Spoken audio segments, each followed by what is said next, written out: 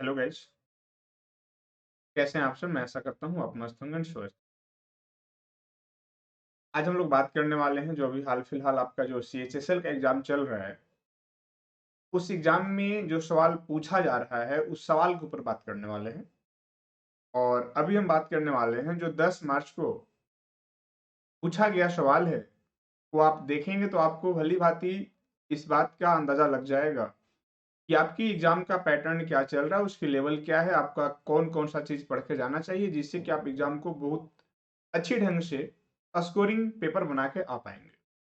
ठीक है, तो आइए कुछ क्वेश्चन आपको हम दिखाने का काम करेंगे जो एग्जामिनेशन हॉल में पूछा गया था।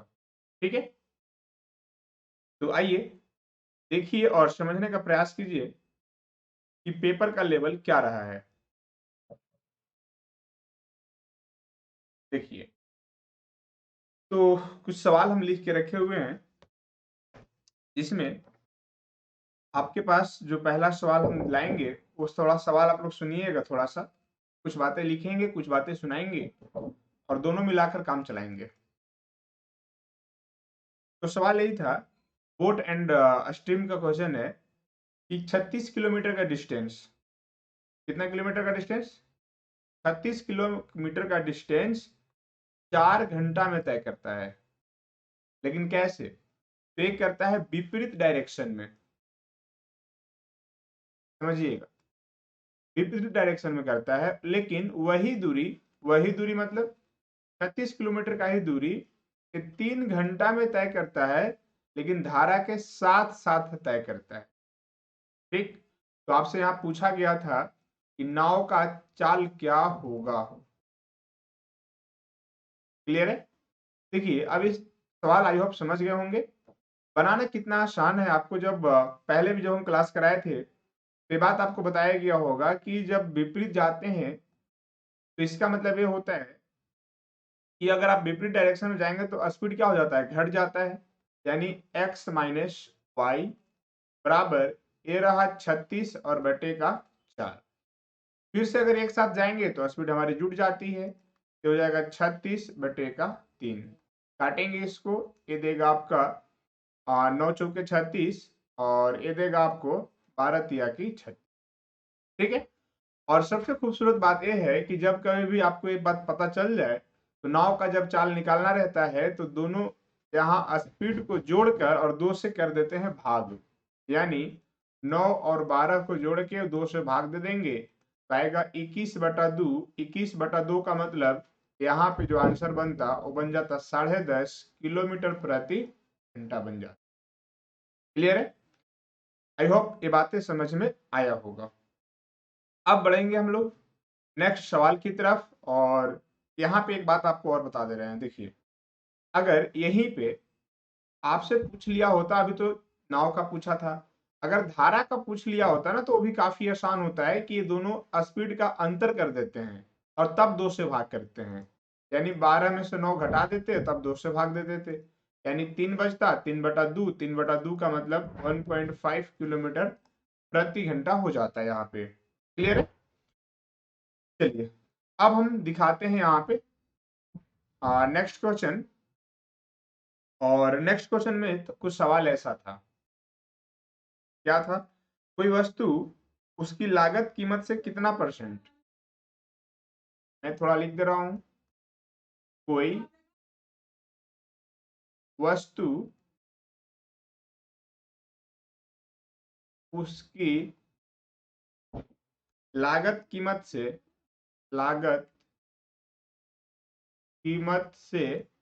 कितना परसेंट अधिक अंकित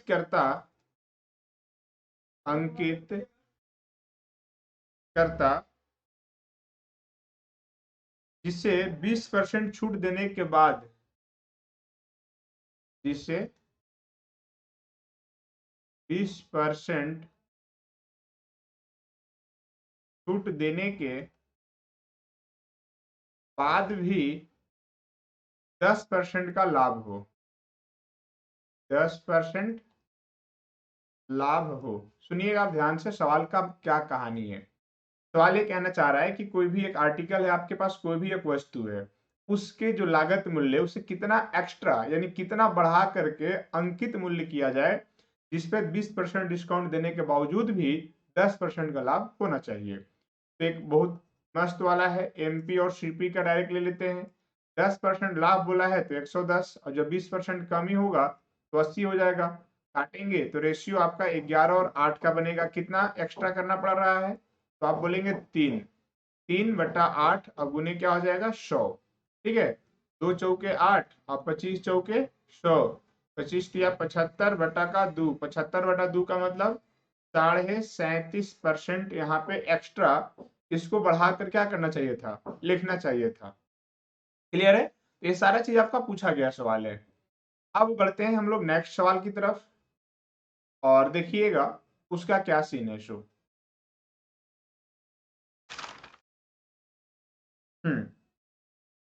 एकदम मजेदार चीज है आगे भी।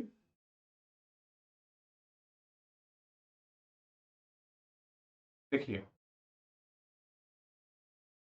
इसके आगे सवाल कुछ ऐसा था, a-b, फिर से है a+b, अगला था a² + b², और उसके अगला था a⁴ +b⁴। क्या आपको ये फॉर्मूला तो पता ही होगा कि सर ये दोनों मिलेगा, एक बार माइनस एक बार प्लस, तो ये बनेगा a² - b², बन जाएगा। अब इसके अगला वाला टर्म क्या है, a² + b², इसके बावजूद फिर से था a⁴ और b⁴। फिर से अगर ये दोनों बने मिलेगा एक साथ तो ये बना देगा आपका a⁴ - b⁴, और इसके बाहर भी था a⁴ + a⁴। ठीक है, और फिर से जब ये दोनों मिलेगा तो ये बन जाएगा a⁸ - b⁸ ये इसका मतलब पूछा था कि इसका मतलब सॉल्यूशन करने पे क्या मिलेगा, तो राइट आंसर बन जाता है a⁸ - b⁸ हो जाता है इसका करेक्ट आंसर। क्लियर है, चलिए फिर से आप देखेंगे नेक्स्ट सवाल और समझिएगा। यहाँ से आई होप आप सवाल का अपना लेवल समझ पाइएगा कि आपका सवाल कैसा पूछा जा रहा है।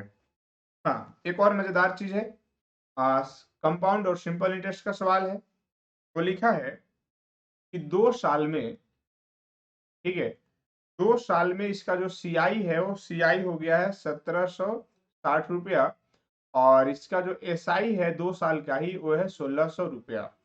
आपको पता होगा कि अगर 2 साल में एसआई 1600 है तो पहला वर्ष में भी बनेगा 800 और दूसरा वर्ष में भी बनेगा 800।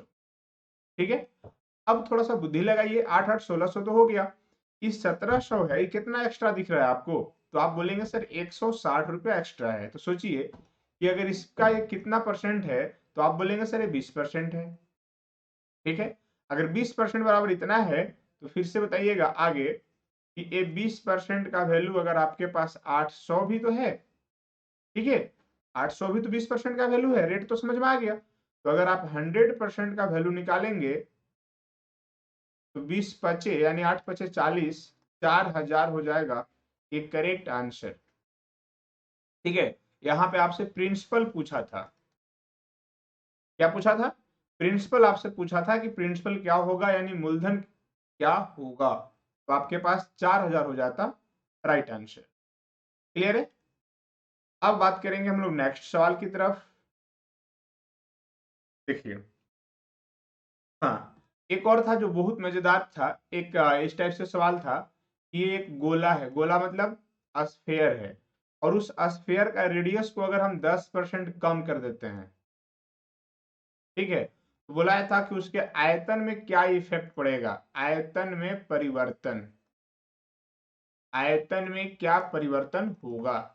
एकदम इसी टाइप में, और ये तो खैर पूछा हुआ सवाल है लेकिन एकदम फॉर्मूला बेस्ड सवाल एग्जाम में पूछा जा रहा है, तो आपको ज्यादा परेशान होने की जरूरत नहीं है। आप सबको पता है फॉर्मूला होता है 4/3 पाई आर क्यूब, यहाँ से 4/3 और पाई से कोई मतलब नहीं होता है, आर क्यूब से मतलब है। 10% कमी का मतलब होता है 9/10, 9/10, 9/10, यानी आप करेंगे 10 का क्यूब और फिर से करेंगे 9 का क्यूब। 10 का क्यूब की बात करें तो 1000 होगा और ये हो जाएगा 729। बोलिए कितना यहाँ पे कमी किया गया। तो ये आपका कमी हो गया यहाँ पे 261। हाँ, कमी हो गया 261 का। जब 261 का हुआ कमी, किससे हुआ? तो 1000 से हुआ, प्रतिशत के लिए 100, यहाँ का 2 जीरो से यहाँ का 2 जीरो खत्म हो जाएगा। सही है ना? 261 ही होगा, 70 नहीं, 61 नहीं होगा, 71 होगा। ठीक है, 271 होगा, और जब एक जीरो नीचे है तो डेसिमल जाके हो जाएगा, यानी 27.1 हो जाएगा। ये बिल्कुल आपका करेक्ट आंसर, राइट आंसर हो जाएगा। ठीक है, यहाँ पे कमी हो जाएगा कितने का? 271 का कमी हो रहा था। चलिए, समझ गए होंगे कहानी। अब देखिएगा नेक्स्ट। नेक्स्ट जो क्वेश्चन है वो कुछ ऐसा है। लिखा था कि एक क्लास में, आइए सवाल दिखाते हैं।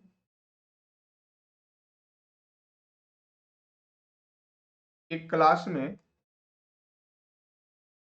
286 स्टूडेंट हैं, ठीक है, और इनका एवरेज दिया हुआ था 50 केजी। ध्यान से समझिएगा। और बॉयज का अलग से यहाँ पे एवरेज दिया है। बॉयज का एवरेज था कितना? 53 था। और गर्ल्स का भी एवरेज यहाँ पे दिया हुआ है। गर्ल्स का एवरेज यहाँ पे 31 था। ठीक है, और हमसे पूछा है यहाँ पे रेशियो, यानी बॉयज और गर्ल्स का रेशियो क्या है, ये बात पूछा गया है। तो इसको बनाना तो एकदम मजेदार बात है भाई। कुछ मत कीजिए, बॉयज वाला 53 और गर्ल्स वाला 31, ये दोनों के मिडिल में रख देते हैं 50 को, और डिफरेंस देख लेते हैं, ये 3 का होगा और ये हो जाएगा 19 का। तो जो इसका रेशियो बनता वो बनता 19:3 होता, इसका बिल्कुल करेक्ट आंसर। ठीक है, अब फिर से हम लोग मूव करते हैं नेक्स्ट सवाल की तरफ, और देखिए नेक्स्ट सवाल क्या था। हाँ, एक था आपका इन सेंटर से क्वेश्चन। इन सेंटर से क्या, आप सबको पता है कि एंगल बाइसेक्टर जिस पॉइंट पे मिलता है उसे हम लोग क्या कहते हैं? इन सेंटर कहते हैं। मतलब ये रहा इन सेंटर, और ये वाला जो एंगल ना वो दिया हुआ था कंप्लीट 50 डिग्री, और ये वाला एंगल दिया है आपका कितना? 70 डिग्री है। ठीक है, अब थोड़ा सा समझिएगा। नाम था XYZ।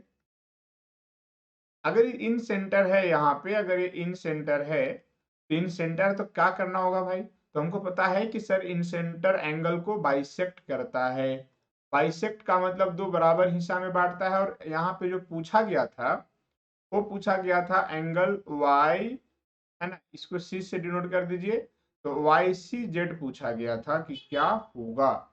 एक बात बताइएगा कि अगर ये पूरे 50 था तो सिर्फ अंदर वाला की बात करें, इधर वाला का, तो ये 25 दे देगा, और ये वाला सिर्फ दे देगा आपका 35।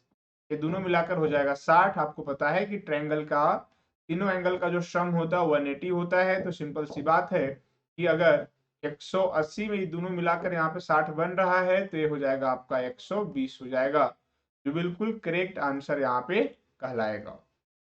क्लियर है? आई होप ये कहानी आपको समझ में आया होगा। हाँ, एक और था, ज्योमेट्री का ही सवाल है। उसका कुछ ऐसा डायग्राम दिया हुआ था, डायग्राम को समझिए पहले। ठीक, एक्स वाई जेड, और पी और क्यू यहाँ पे दो बिंदु है, कुछ ऐसा, है ना। इसके बाद ये पूरा साइड जो है एक्स वाई, इसका वैल्यू है दिया हुआ है 88, इसका वैल्यू 3 है, और इसका वैल्यू 8 है। और आपसे पूछा क्या था?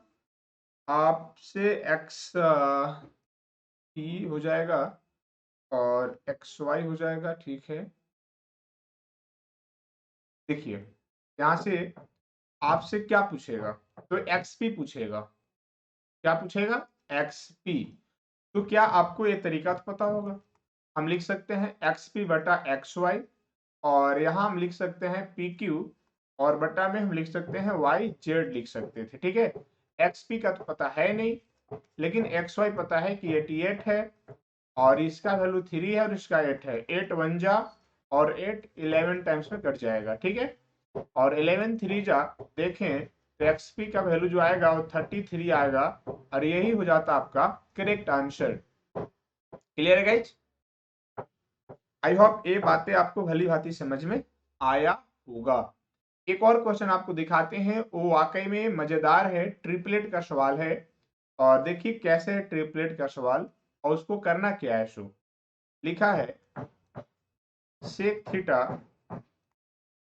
प्लस टेन थीटा का वैल्यू के दिया है, तो आपसे पूछा था साइन थीटा का वैल्यू क्या होगा। तो क्या ये बात तो आपको पता ही होगा कि अगर प्लस में इतना सा चीज लिखा है तो माइनस में इसी का जो होता है ना वो जस्ट रेसिप्रोकल होता है, जस्ट उसका उल्टा होता है। तो आप देखेंगे दोनों कहानी खत्म हो जाएगा। तो आप कह सकते हैं कि सर अगर ये 2 सेक थीटा बराबर जब इसको जोड़ेंगे तो हो जाएगा के प्लस 1/k। थोड़ा सा और सोल्यूशन कर दे तो हो जाएगा के स्क्वायर प्लस 1 और बटे का के हो जाएगा, राइट। तो फिर से अगर यहाँ से सिर्फ सेक थीटा की वैल्यू अगर आप निकालते हैं तो हो जाएगा के स्क्वायर प्लस 1 और बटे का हो जाएगा 2k। क्या आपको ट्रिपलेट की जानकारी है? ठीक है, ट्रिपलेट की जानकारी है। अगर है तो काम आसान हो जाएगा। ये वाला हो जाएगा आपका H, ये वाला हो जाएगा B। तो यहाँ पे कुछ ऐसा एक ट्रिपलेट होता है, ध्यान से समझिएगा। क्या होता है, अगर 2k है तो फिर अगला हो जाता है के स्क्वायर माइनस 1 और इसके बाद हो जाता है के स्क्वायर प्लस 1। ट्रिपलेट है अपने आप में, ठीक है। तो जहां तक हमें पता है कि इसका वैल्यू अगर हम b मान चुके हैं तो ये पूरे का वैल्यू p हो जाएगा और ये ऑलरेडी क्या है, h है। जरा बताइए, साइन थीटा पूछा है, साइन होता है p बाई h होता है। तो p बाई h होता है तो p के जगह पे आप लिख सकते थे के स्क्वायर, सॉरी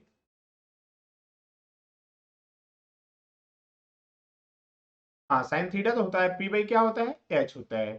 p का वैल्यू हम देख पा रहे हैं के स्क्वायर माइनस 1 है और h का जो वैल्यू है वो के स्क्वायर प्लस 1 है। तो यही हो जाता है इसका बिल्कुल राइट आंसर, करेक्ट आंसर। ठीक है गाइस, तो आज के लिए इतना ही। फिर से जैसे जैसे क्वेश्चंस मेरे पास आते रहेगा आपको हम सवाल ला करके यहाँ पे एनालिसिस कराते रहेंगे। तब तक के लिए बाय। और ज्यादा बर्डन लेने की कोई जरूरत नहीं है आपको, सारी चीजें स्मूथली होगा क्योंकि टोटल जो सवाल पूछे जा रहे हैं वो बिल्कुल फॉर्मूला बेस्ड पूछे जा रहे हैं, मजेदार चीज पूछे जा रहे हैं। ठीक है।